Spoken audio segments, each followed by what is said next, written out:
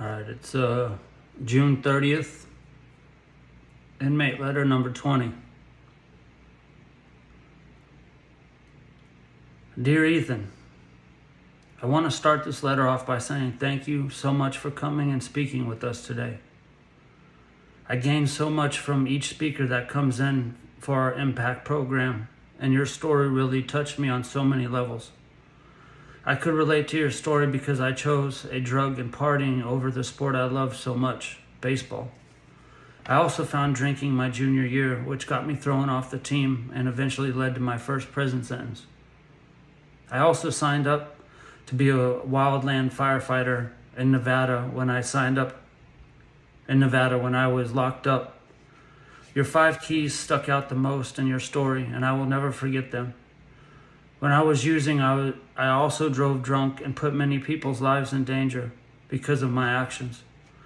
I never held myself accountable and thought I was cool because I was breaking all the rules. This program has changed how I think about my past and the irrational thoughts that run through my head. Once again, I will always keep those 5 keys you mentioned in mind. For the first time in a long time, I have confidence in myself that I can reach the goals that I am setting for myself. I also plan to try to go back to the sport I love. If not playing, then definitely coaching. Your story really inspired me.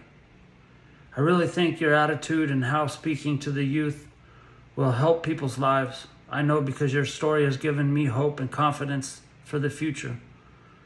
Thank you again for coming and speaking with us. Sincerely.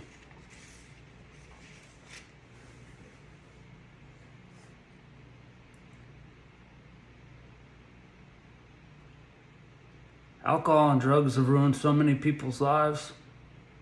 It's ruined mine, ruined my future, ruined everything that I had and wanted to be when I was growing up. There's a attitude around alcohol and drugs that it's cool and it's fun. I put it in my book, but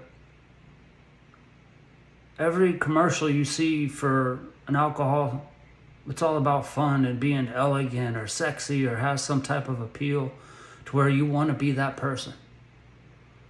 They don't show the reality that vast majority of people that get drunk are throwing up in the middle of bars and restaurants in the back of the bathroom and throwing up and passing out on floors or ending up in alleys. Yeah, there's a percentage that doesn't happen to, and they're the responsible drinkers, but that's a small percentage.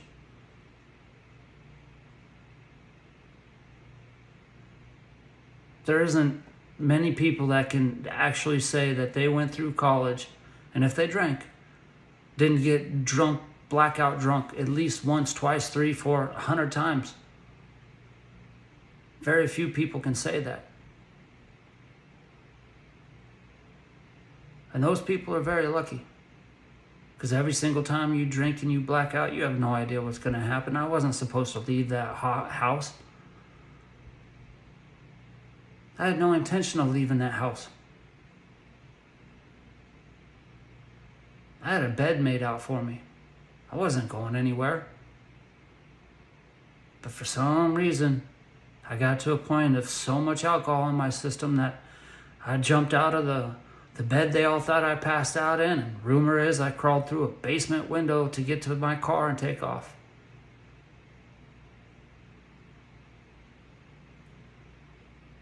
And just like this gentleman said, a lot of people use drugs and alcohol to be cool, to fit in. I know it was a part of my social status.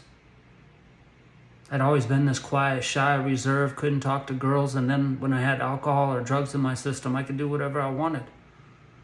And I went from this quiet, shy kid to I could say or do almost anything. So it gave me a armor of invincibility, especially drugs. There are certain drugs that I did where I felt like I was the most dominant person on the planet. And I could do whatever I wanted.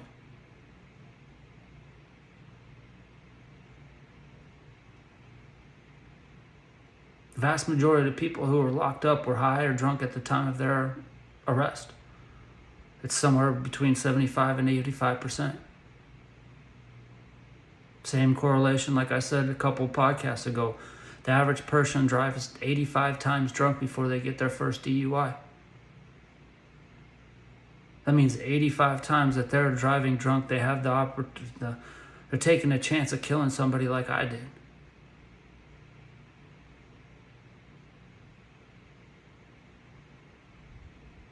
And for all of you that laugh and joke, oh, I got a DUI, that's not that bad, it's a slap on the wrist, I got a $10,000 or $20,000 fine. Yeah, you lose your job, then you got a DUI on your record the rest of the time, and you get a hard time, and you laugh and joke about it.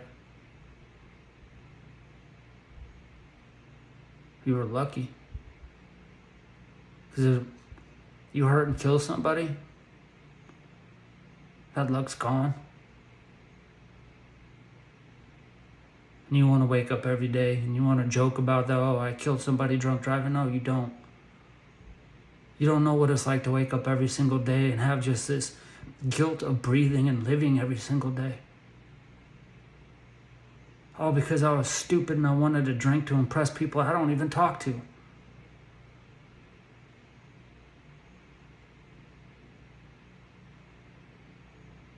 I fucking hate alcohol. I hate everything it's about. And like this dude right here said, man, he lost his baseball career because of alcohol.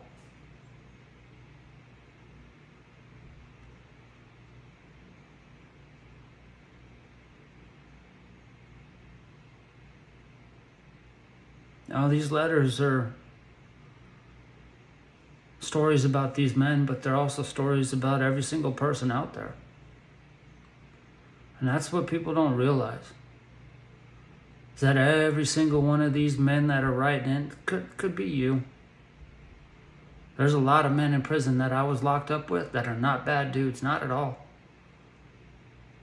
They went through a divorce, they lost their job, they lost everything, they didn't know what else to do, so they started to get drunk and get high, and all of a sudden they're robbing and stealing and hanging out with the wrong people because that's the life they got into because everything fell apart. They were normal members of society. They had bachelor degrees. They were working people 40 hours a week, working a cubicle. And then their lives fell apart. And it's not just a scared straight story. It is a lot of people.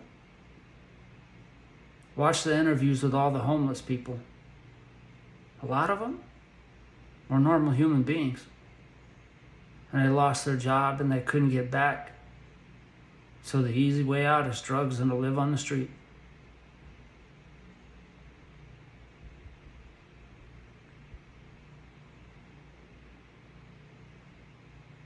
People think this life is easy. It's not. I've been busting my ass for the last 23 years. 23 years. And I've got like nothing to show for it. Except for some letters. I lost my family, lost my wife, lost my houses, lost my car, all that stuff by believing in something. And the sad part is all the people that I lost over this stuff, they don't see a vision. They don't see what I'm doing. They don't care. Nobody cares what you're doing. Nobody does. I'm not saying that for me. I'm saying that for the entire world. There are very few people on this planet that actually believe in the people that they're around. All those friends you go to school with, they don't believe in what you're doing. They don't. They want to see you fail. They want to see you struggle because then they feel like they're doing better than you. And then on the flip side, they're struggling because they're going through a divorce or their wife or husband don't love them and they're sitting there stuck because they're married. 6 years ago, they were getting ready to get a divorce and they got forced through it. So now they're just holding on to it because they got assets together.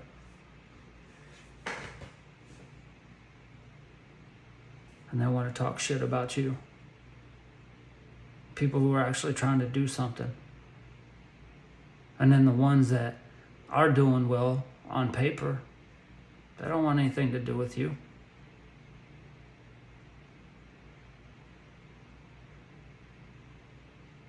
The speaking world has been the most isolating world I've ever been a part of.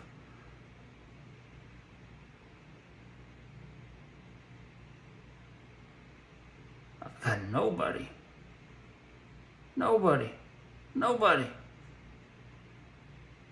And I'm cool with that because I love my job.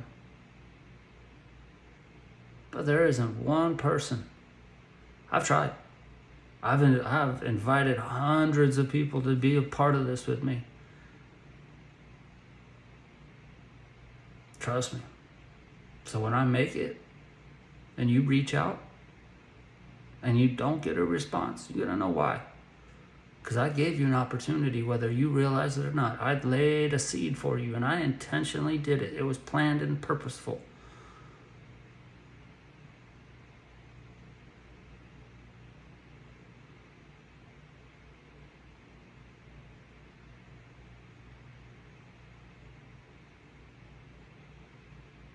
So again, these letters, they're just...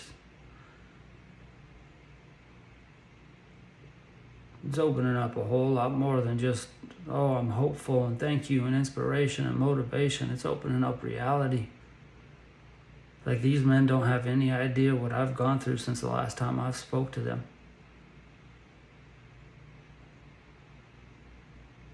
And I'm still here, and I don't know how. I don't know how.